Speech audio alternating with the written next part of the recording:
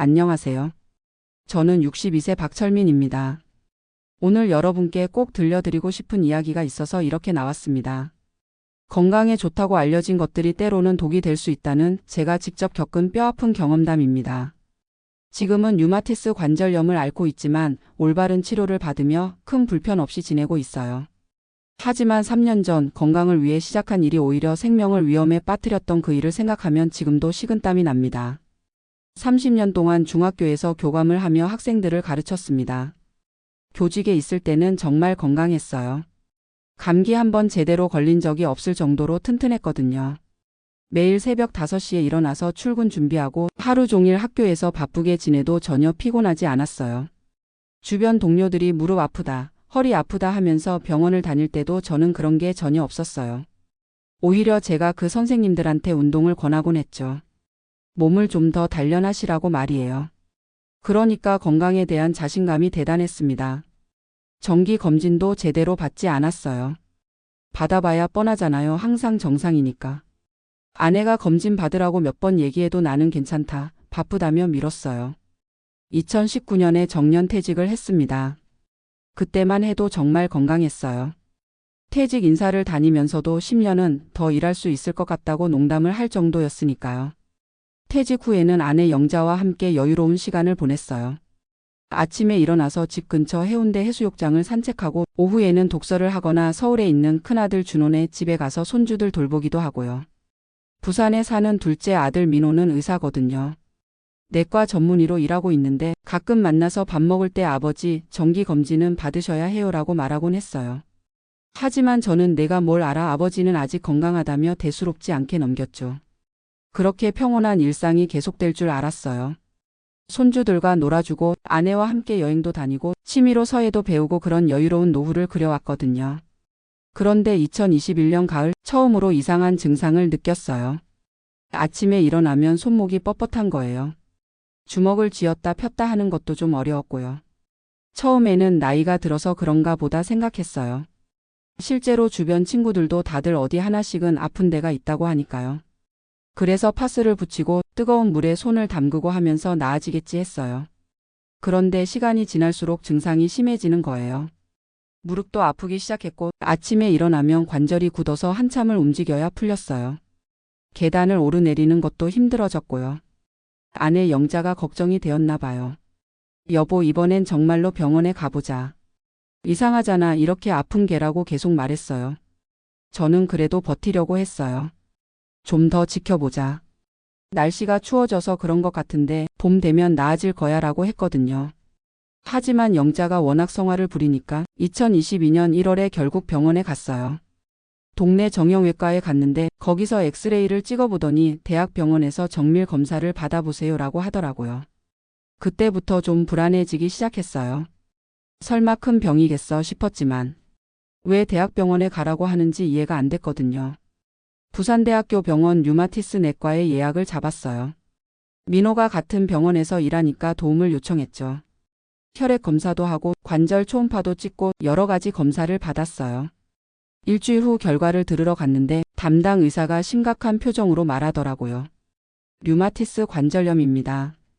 자가면 역질환의 일종이고요. 치료를 받지 않으면 관절이 변형될 수 있어요. 그 순간 머리가 하얘지는 것 같았어요. 류마티스 관절염이라니 그게 뭔지도 정확히 몰랐는데 자가면 역질환이라는 단어가 무섭게 들렸거든요. 의사가 계속 설명했어요. 면역 억제제를 복용하셔야 합니다. 메토트렉세이트라는 약인데 일주일에 한 번 복용하시면 돼요. 부작용이 있을 수 있으니 정기적으로 검사 받으셔야 하고요. 그때 부작용에 대해서도 간단히 설명을 들었어요. 면역력이 좀 떨어질 수 있어요. 감기 조심하시고 몸에 이상이 있으면 바로 병원에 오세요. 지금 생각해보면 그 설명이 너무 간단했어요. 면역 억제제가 뭔지, 면역력이 떨어진다는 게 구체적으로 어떤 의미인지, 어떤 것들을 조심해야 하는지 자세히 듣지 못했거든요. 집에 와서 인터넷을 뒤져봤어요. 류마티스 관절염이 뭔지, 메토트렉세이트가 어떤 약인지 찾아보고 싶었거든요. 그런데 찾아볼수록 무서워지는 거예요. 관절이 변형된다는 것도 그렇고 면역 억제제라는 것도 이름부터 무서웠어요. 면역을 억제한다니 그런 병에 더 잘 걸린다는 뜻 아닌가요? 하지만 다른 선택이 없었어요. 의사가 꼭 먹어야 한다고 하니까 먹기 시작했죠. 일주일에 한 번 화요일마다 메토트렉세이트 3정을 복용했어요. 약을 먹기 시작한 지 한 달 정도 지나니까 관절 통증이 많이 줄어들었어요. 아침에 일어나도 예전만큼 뻣뻣하지 않았고 계단 오르내리기도 한결 수월해졌어요. 그런데 한편으로는 걱정이 됐어요. 면역 억제제를 계속 먹어야 한다니 내 몸의 면역력은 어떻게 될까 싶었거든요. 그래서 인터넷에서 면역력을 높이는 방법들을 찾아봤어요. 운동도 해야 하고 스트레스도 줄여야 하고 잠도 충분히 자야 한다고 나와 있더라고요. 그 중에서 특히 제 눈에 띈 게 장 건강이었어요. 장이 건강해야 면역력이 높아진다는 내용을 여러 곳에서 봤거든요. 특히 유산균이 면역력 향상에 도움이 된다는 얘기가 많았어요. 유튜브에서도 관련 영상들을 봤어요. 어떤 의사가 나와서 장내 미생물이 면역 시스템의 70%를 담당한다고 설명하더라고요. 그리고 유산균을 꾸준히 섭취하면 면역력이 크게 향상된다고 했어요. 그 얘기를 듣고 나니까 희망이 생겼어요. 면역 억제제 때문에 떨어진 면역력을 유산균으로 보충할 수 있겠다 싶었거든요. 그래서 바로 마트에 가서 유산균 제품들을 샀어요. 야쿠르트 같은 유산균 음료도 사고 그릭 요구르트도 사고 유산균 캡슐도 샀어요. 아내 영자가 이렇게 많이 사서 뭐해라고 했지만 저는 진지했어요. 이게 내 건강을 위한 투자야. 장 건강을 챙겨야 면역력이 올라간다고 하잖아. 그날부터 체계적으로 유산균을 섭취하기 시작했어요. 아침에 일어나서 공복에 유산균 음료 2병을 마셨어요. 저녁 식사 후에는 그릭 요구르트를 한 통씩 먹었고요. 유산균 캡슐도 하루에 2알씩 챙겨 먹었어요. 정말 철저하게 했어요. 달력에 체크해가면서 하루도 빠뜨리지 않고 섭취했거든요. 마치 약 먹듯이 시간까지 정해서 먹었어요. 한 달 정도 지나니까 확실히 변화가 있었어요. 변비가 있었는데 그게 해결됐고 소화도 훨씬 잘 됐어요. 몸이 가벼워진 느낌도 들었고요. 그러니까 더욱 확신이 서는 거예요. 역시 유산균이 효과가 있구나. 이렇게 계속하면 면역력도 올라갈 거야. 관절 통증도 조금 줄어든 것 같았어요. 메토트렉세이트 효과일 수도 있었지만 저는 유산균 덕분이라고 생각했어요. 그런데 민호가 어느 날 이상하다고 하는 거예요. 아버지 유산균을 너무 많이 드시는 것 같은데요. 면역 억제제 드시고 계시잖아요. 좀 조심하셔야 할 것 같은데. 저는 화가 났어요. 너는 아직 젊어서 모르는 거야. 아버지가 이만큼 공부해서 하는 건데 걱정할 필요 없어. 민호가 그래도 담당 선생님께 한번 여쭤보시는 게라고 했지만 저는 듣지 않았어요. 의사들은 항상 조심하라고만 하지 적극적으로 건강을 관리하는 방법은 잘 모른다고 생각했거든요. 아내 영자도 걱정을 했어요.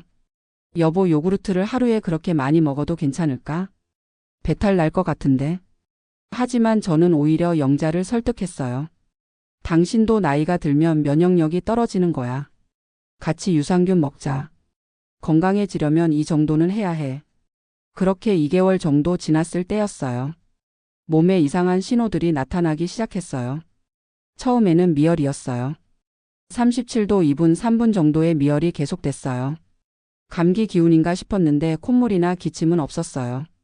그리고 설사를 하기 시작했어요. 하루에 4에서 5번씩 묽은 변을 봤어요.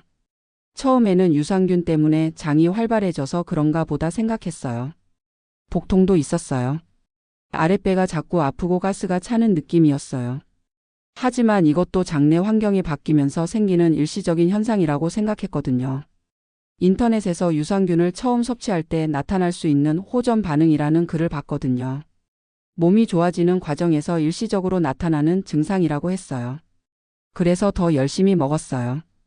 이 고비만 넘기면 확실히 건강해질 거야 라고 생각하면서 말이에요. 영자가 여보 이상해. 병원에 가보자고 했지만 좀 더 기다려보자. 몸이 적응하고 있는 거야 라고 말했어요. 그런데 3주째 되던 어느 날 밤 갑자기 열이 39도까지 올랐어요. 몸이 후들후들 떨리고 복통이 너무 심했어요. 영자가 깜짝 놀라서 여보 119 불러야겠어 라고 했어요. 저도 그때서야 심각성을 느꼈어요. 평생 이렇게 아파본 적이 없었거든요. 응급실에 실려갔어요. 응급실 의사가 혈액 검사를 하더니 심각한 표정을 짓는 거예요. 염증 수치가 너무 높습니다. 즉시 입원하셔야 해요. 그때 민호가 병원으로 달려왔어요. 같은 병원에서 일하니까 바로 연락을 받았거든요. 민호가 응급실 의사와 상의하더니 제게 물어봤어요. 아버지 최근에 드신 약이나 건강보조식품이 있으세요? 정확히 말씀해 주세요.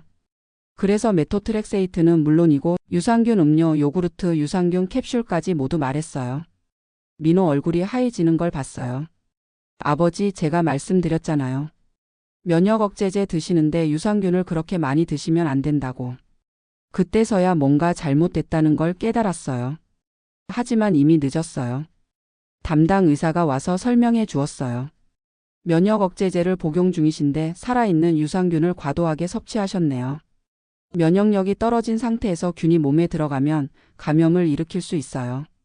지금 혈액 검사 결과를 보면 심각한 장내 감염 소견이 보입니다. 머리를 망치로 맞은 것 같았어요. 건강해지려고 한 일이 오히려 저를 죽음 직전까지 몰고 간 거였어요. 의사 선생님, 그럼 유산균이 나쁜 건가요? 유산균 자체가 나쁜 건 아닙니다. 하지만 면역 억제제를 복용하시는 분들에게는 위험할 수 있어요. 면역 시스템이 약해진 상태에서는 좋은 균이라도 감염을 일으킬 수 있거든요.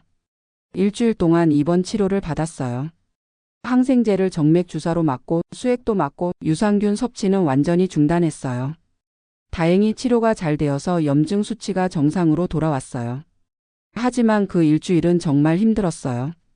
죽을 수도 있었다는 생각에 무서웠고 제 무지와 고집 때문에 가족들을 걱정시킨 것도 죄송했어요. 퇴원하기 전에 류마티스 전문의와 상세한 상담을 했어요. 이번에는 면역 억제제 복용 시 주의사항을 정말 자세히 들었어요. 메토트렉세이트를 복용하시는 동안에는 살아있는 균이 들어있는 식품을 피하셔야 해요. 유산균 음료, 요구르트, 프로바이오틱스 보충제 모두 포함됩니다. 그럼 장 건강은 어떻게 관리해야 하나요? 섬유질이 풍부한 음식을 드시고 규칙적인 식사를 하시면 돼요. 굳이 유산균을 섭취하지 않아도 건강한 장을 유지할 수 있습니다. 선생님, 처음에 왜 이런 설명을 안 해주셨어요? 의사도 미안한 표정을 지었어요. 죄송합니다.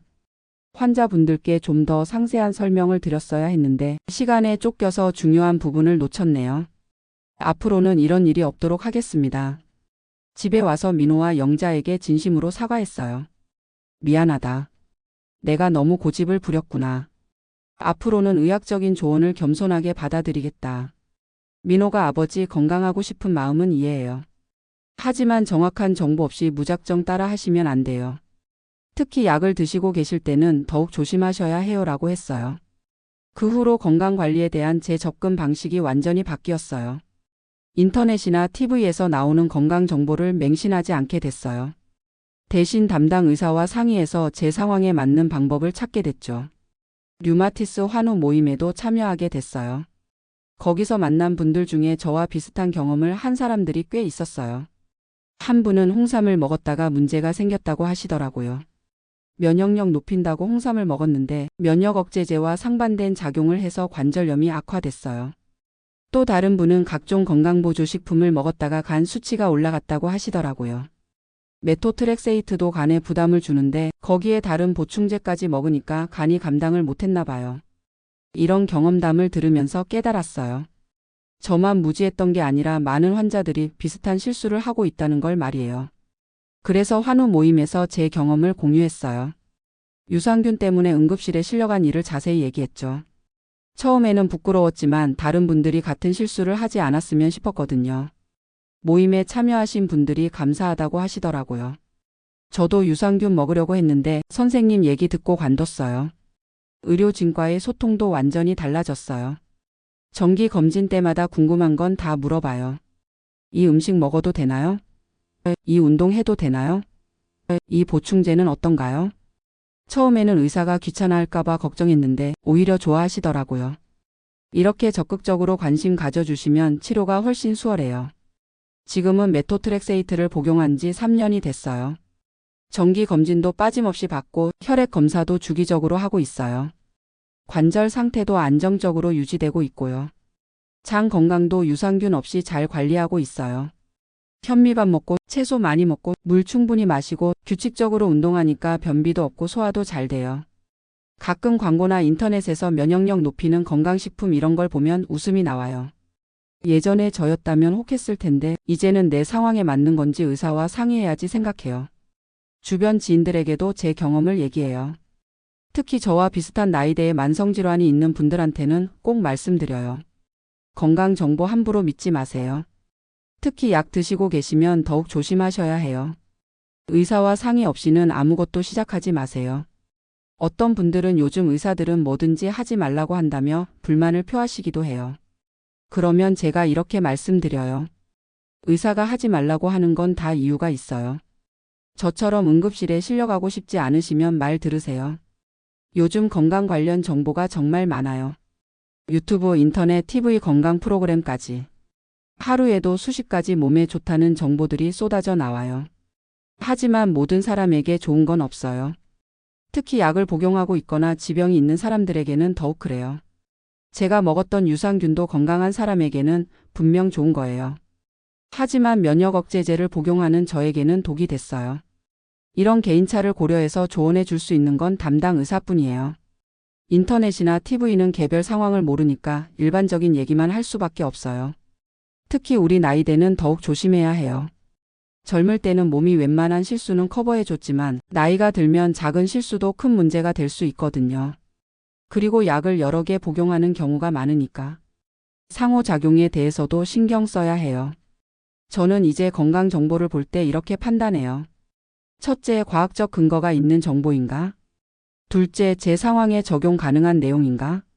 셋째, 담당 의사가 승인한 방법인가? 이 세 가지를 모두 만족하는 것만 실행해요.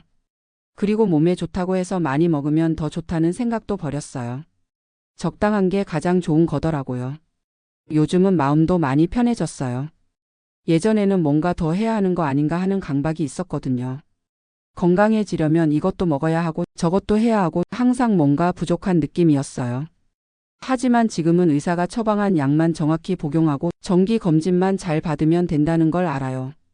그게 가장 확실하고 안전한 방법이더라고요. 물론 기본적인 건강 관리는 해요. 규칙적인 식사, 적당한 운동, 충분한 수면. 이런 기본적인 것들이 가장 중요하다는 걸 깨달았어요. 가끔 손주들이 와서 할아버지 이거 몸에 좋다던데 먹어봐라고 할 때도 있어요. 그러면 고마워 할아버지는 약 먹고 있어서 의사 선생님께 물어보고 먹을 게라고 해요. 손주들도 이제 이해해요. 할아버지는 특별한 약 먹고 있어서 조심해야 하는구나라고요. 민호도 아버지가 많이 달라지셨어요. 예전에는 고집이 세셔서 걱정이었는데 이제는 뭐든 상의해 주시니까 안심이 돼요라고 해요. 영자도 여보가 겸손해졌어. 예전에는 자기가 다 안다고 했는데 이제는 모르면 모른다고 하잖아라고 놀려요. 맞아요. 저는 이 경험을 통해서 겸손함을 배웠어요. 모르는 건 모른다고 인정하고 전문가의 도움을 받는 게 현명하다는 걸 깨달았거든요. 특히 건강에 관해서는 더욱 그래요. 내 몸이지만 내가 모르는 게 너무 많아요. 그걸 인정하고 전문가와 상의하는 게 가장 안전한 방법이에요. 지금 이 이야기를 들으시는 분들 중에도 저와 비슷한 상황에 계신 분들이 있을 거예요. 만성질환으로 약을 복용하시면서 건강관리에 고민이 많으신 분들 말이에요. 그런 분들께 꼭 말씀드리고 싶어요. 건강해지고 싶은 마음은 이해해요. 저도 그 마음으로 유산균을 먹었거든요. 하지만 섣부른 판단은 오히려 독이 될 수 있어요. 특히 면역 억제제를 복용하시는 분들은 더욱 조심하세요. 일반인에게 좋은 것도 면역 억제제 복용자에게는 위험할 수 있어요. 유산균뿐만 아니라 홍삼, 프로폴리스, 각종 건강보조 식품들도 마찬가지예요. 면역력 높인다고 광고하는 것들은 특히 위험해요. 무엇보다 담당 의사와의 소통이 가장 중요해요. 뭔가 새로 시작하기 전에 꼭 상의하세요. 귀찮아 하시지 않을 거예요. 오히려 환자가 적극적으로 참여하는 걸 좋아하실 거예요. 그리고 인터넷 정보를 맹신하지 마세요. 특히 의사들이 숨기는 비밀이나 병원에서 알려주지 않는 치료법 같은 자극적인 제목의 정보들은 거의 다 가짜예요. 정말 효과가 있고 안전한 방법이라면 의사들이 숨길 이유가 없어요. 오히려 적극적으로 권할 거예요. 건강관리의 기본은 의외로 단순해요. 규칙적인 생활, 균형 잡힌 식사, 적당한 운동, 충분한 수면. 여기에 처방받은 약을 정확히 복용하고 정기 검진 받는 것. 이것만 잘해도 충분해요. 굳이 특별한 건강식품이나 보충제가 필요한 게 아니에요. 저는 이제 3년째 이렇게 살고 있는데 관절 상태도 안정적이고 전체적인 건강 상태도 좋아요. 복잡하게 생각할 필요 없이 기본에 충실하면 되더라고요. 마지막으로 한 가지 더 말씀드리고 싶은 건 실수를 했다고 해서 자책하지는 마세요. 저도 처음에는 내가 왜 그런 바보 같은 짓을 했을까 하며 후회했어요. 하지만 그 실수를 통해서 배운 게 많아요. 이제는 더 현명하게 건강을 관리할 수 있게 됐고 다른 사람들에게도 도움을 줄 수 있게 됐어요. 실수도 경험이고 배움이에요. 중요한 건 같은 실수를 반복하지 않는 거죠. 건강하게 오래 살고 싶은 건 모든 사람의 바람이에요. 하지만 성급함보다는 신중함이 무작정 따라하기보다는 제대로 알고 하는 게 더 중요해요. 여러분도 저처럼 위험한 경험을 하지 마시고 안전하고 현명한 방법으로 건강을 관리하시길 바라요. 긴 이야기 들어주셔서 고맙습니다. 여러분 모두 건강하세요.